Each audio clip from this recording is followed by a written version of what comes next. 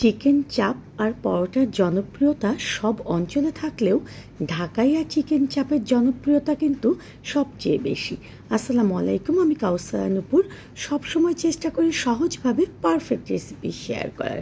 আর আমার চ্যানেলে রান্নার পাশাপাশি আমি কিন্তু বাগান বিষয়ক অনেক ভিডিও শেয়ার করি। তাই এখনও যারা চ্যানেলটা সাবস্ক্রাইব করেননি প্লিজ চ্যানেলটা সাবস্ক্রাইব করবেন, আর যারা পেজ থেকে দেখছেন তারা পেজে একটা লাইক এবং ফলো দেবেন।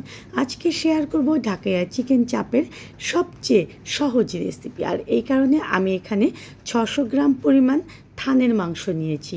আপনারা যদি চিকেন চাপ পারফেক্ট যেভাবে তৈরি করতে হয় সেভাবে তৈরি করতে চান তবে অবশ্যই চিকেন চাপের জন্য থানের মাংস নেবেন। যদি থানের মাংস না থাকে তাহলে আপনারা বেস্ট পিস নিয়ে নেবেন।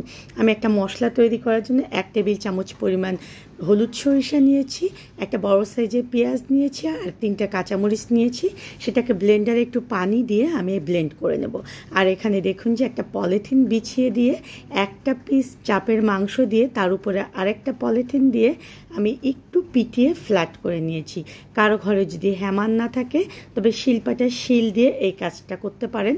তবে অবশ্যই মনে রাখবেন যে এগুলোকে এভাবে করে একটু পিটিয়ে ফ্ল্যাট করে নিতে হবে, নইলে এই চাপটা ভাজার পরে এর যে আঁশগুলো রয়েছে সেগুলো একদম শক্ত হয়ে যাবে, চাপটা খেতে একদম জুসি লাগবে না।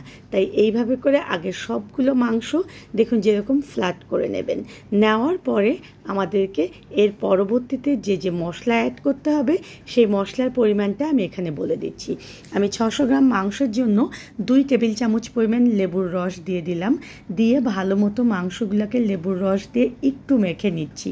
আর এখানে দেখুন যে হাফ কাপ পরিমাণ টক দই নিয়েছি আর যে মশলা তৈরি করলাম সেটা নিয়েছি। 1 টেবিল চামচ পরিমাণ আদা রসুন বাটা দিয়ে দিচ্ছি আমি এর মধ্যে। আর 1 টেবিল চামচ পরিমাণ আমি এখানে শুকনো মরিচের গুঁড়ো দিয়েছি, 1 টেবিল চামচ পরিমাণ ধনিয়া দিয়েছি, হাফ টেবিল চামচ পরিমাণ জিরা দিয়েছি, হাফ টেবিল চামচ পরিমাণ কালো গোলমরিচের গুঁড়ো দিয়েছি। আমি এখানে হাফ টেবিল চামচ পরিমাণ বিট লবণ দিয়েছি আর 1 টেবিল চামচ পরিমাণ গরম মশলার গুঁড়ো এবং সামান্য পরিমাণে লবণ দিয়েছি এখানে নিজেদের টেস্ট অনুযায়ী।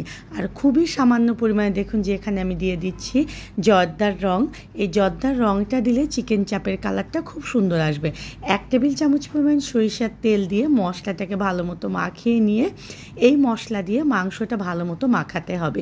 অবশ্যই মাখানোর কাজটা একদম ধীরে করতে হবে, কারণ এই মাংসগুলো কিন্তু একটু পাতলা হওয়া, খুব বেশি জোরে যদি আমরা মাখি তাহলে ছিঁড়ে যাওয়ার ভয় থাকে। এভাবে ভালো মতো মেখে আমাদেরকে রেস্টে রাখতে হবে। আপনি যদি 2 ঘন্টা কমপক্ষে রেস্টে রাখেন খুবই ভালো কথা। যদি বেশি সময় রাখতে চান তবে সেক্ষেত্রে অবশ্যই র্যাপার দিয়ে মুড়িয়ে নর্মাল ফ্রিজে রেখে দেবেন। আর যদি একেবারেই হাতে সময় না থাকে কমপক্ষে 1 ঘন্টা রাখবেন। রেস্টে রাখার পরে দেখুন যে আমি মাংসটাকে বের করে নিয়ে এসেছি। আর যেহেতু রেস্টে রাখার পরে মশলাগুলো নিচে চলে যায় তাই আরেকবার মাংসগুলোকে হাত দিয়ে ভালো মতো মশলার সঙ্গে মেখে নিতে হবে। আর এই কাজে লাগবে আমার হচ্ছে বেসন। আমি এখানে বুটের ডালের বেসন নিয়েছি আর বেসন ঘরে খুব সহজে তৈরি করতে পারবেন, সেই রেসিপি চ্যানেলে শেয়ার করেছি, অবশ্যই দেখে নেবেন। একটি করে মাংস দেখুন যেভাবে বেসনের মধ্যে দিতে হবে আর চেপে চেপে বেসনটাকে লাগিয়ে ভালো মতো কোট করে নিতে হবে। আপনি ভালো মতো বেসন লাগালে এটা খুব সুন্দর ক্রিস্পি হবে এবং ভিতরটা জুসি হবে। আর একটা ব্যাপার যে অবশ্যই চিকেন চাপটা ভাজার সময় একটা জিনিস খেয়াল রাখতে হবে, সেটা হচ্ছে তাপমাত্রা।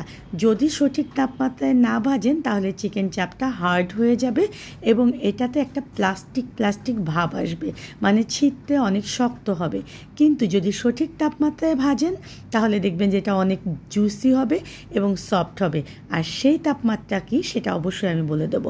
তার আগে বলি, যদি আপনারা কেউ এভাবে বেসন লাগিয়ে একবারে রেখে দিতে চান সেটাও করতে পারবেন, আবার একটি করে বেসন দিয়ে কোট করে যদি ভাজতে চান সেটাও করতে পারবেন।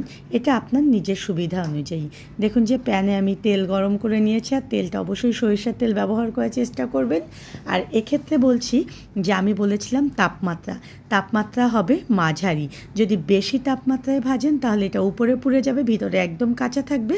আর যদি অল্প তাপমাত্রায় ভাজেন তাহলে এটা রাবারি হয়ে যাবে, মানে জুসিনেসটা একদমই চলে যাবে। তাই মাঝারি তাপমাত্রায় এভাবে চেপে চেপে সুন্দর কালার আসা পর্যন্ত এটাকে আমরা ভেজে নেব।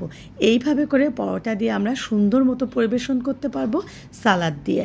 আর বাংলাদেশের রেস্টুরেন্টে আরেক রকমের চাপ পাওয়া যায়, সেটা কি সেটা এখন আমি আপনাদেরকে করে দেখাবো। আপনারা ঠিক ওইভাবে করে চাপ বানিয়ে সংরক্ষণ করতে পারবেন ডিপ ফ্রিজে। আর যদি এভাবে বানাতে চান তাহলে চাপগুলোকে ভেজে এভাবে করে ছোট ছোট টুকরো করে আমাদেরকে আগে কেটে নিতে হবে। আপনি ঠিক যতটুকু বানাতে চান সেই অনুযায়ী চাপগুলোকে আগে প্রথম কেটে নেবেন, তারপরে চুলায় একটা প্যান উঠিয়ে দেবেন। প্যান উঠিয়ে দিয়ে সেখানে দিয়ে দিতে হবে কিছুটা সরিষার তেল। সরিষার তেলটা যখন ভালো মতো গরম হয়ে যাবে তখন এর মধ্যে দিয়ে দিতে হবে কিছুটা পেঁয়াজ কুচি। আর পেঁয়াজ কুচিটাকে একটু নরম হওয়া পর্যন্ত আমাদেরকে ভেজে নিতে হবে।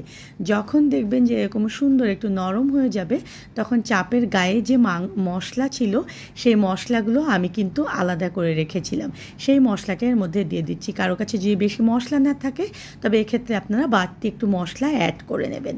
দেখুন মশলা দিয়ে নেড়ে চেড়ে নেওয়ার পরে এখানে কিছুটা দিয়ে দিচ্ছি চিলি সস আর কিছুটা টমেটো সস। টমেটো সস খুব ঘরে তৈরি করতে পারবেন সিজনের সময়, এবং ফ্রিজ ছাড়া কীভাবে সংরক্ষণ করবেন সেই রেসিপি কিন্তু আমি চ্যানেলে শেয়ার করেছি। অবশ্যই আপনারা ডিসক্রিপশন বক্সে লিঙ্ক দেওয়া থাকবে, সেভাবে করে সিজনের সময় কম দামে টমেটো কিনে বানিয়ে সংরক্ষণ করবেন। একটু নেড়ে চেড়ে নেওয়ার পরে দেখুন যে কেটে রাখা চাপগুলো দিয়ে দিচ্ছি আর ভালো মতো মশলার সঙ্গে মিলিয়ে নিচ্ছি। এখন এর মধ্যে দিয়ে দিচ্ছি কিছুটা কাঁচামরিচের কুচি, এটা আপনারা নিজেদের ঝাল অনুযায়ী দিয়ে দেবেন। আর কিছুটা গরম মশলার গুঁড়ো এখানে দিয়ে দিচ্ছি, দিয়ে একটু কিছুক্ষণ নেড়ে নিলেই কিন্তু আমাদের চাপটা রেডি। আর পরোটা নান দিয়ে এটা খেতে অসম্ভব মজাদার, কারণ এটা হচ্ছে একটু স্পাইসি টাইপের। দেখুন কত সুন্দর একটা কালার এসেছে। আর এটা এরকম গরম গরম মচমচে পরোটা দিয়ে পরিবেশন করবেন। আর এই পরোটার রেসিপি কিন্তু আমি চ্যানেলে শেয়ার করেছি, খুবই জনপ্রিয় একটা পরোটা। কিভাবে এই পরোটা বানিয়ে দীর্ঘদিন পর্যন্ত ডিপ ফ্রিজে সংরক্ষণ করবেন, কিভাবে ভাজবেন, সমস্ত কিছু শেয়ার করেছি। তাই প্লিজ চ্যানেলটা ঘুরে আসবেন। আর যদি ভালো লাগে তাহলে প্লিজ একটা লাইক দিয়ে দেবেন এবং ভিডিওগুলো শেয়ার করে দেবেন। ধন্যবাদ সবাইকে সঙ্গে থাকার জন্য।